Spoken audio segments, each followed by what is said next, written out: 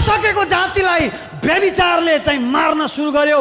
पाप पसेपछि शैतान पस्यो, बर्बाद भयो।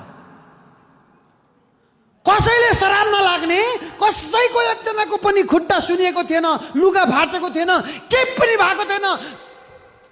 अनटचेबल के, कसैले छुन नसक्ने जाति। पाप पसेपछि दुष्ट पस्यो अनि एकै दिन 24,000। जोस् त्यही घटनालाई भन्दा व्यभिचार गर्नु हुँदैन, व्यभिचार गरेर मरे भनेर भन्छन्। अर्को भाषामा पापले जहिले पनि मृत्यु ल्याउँछ र पापले शैतानलाई ढोका खोल्छ। यसकारण जसले खडा छु भनी सोचेको छ त्यो झन् होसियार होस्, नत्र त्यो लड्ला। कोही के भन्छ म त ठिक छु, म त लड्दिनँ नि,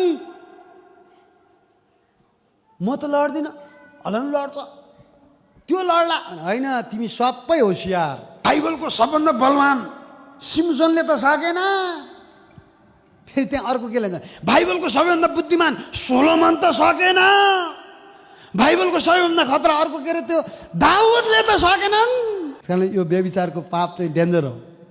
सोलोमनलाई पनि ढालिदियो, सिम्सनलाई पनि ढालिदियो, अर्कोलाई अरे दाउदलाई पनि ढालिदियो। हृदयको मान्छे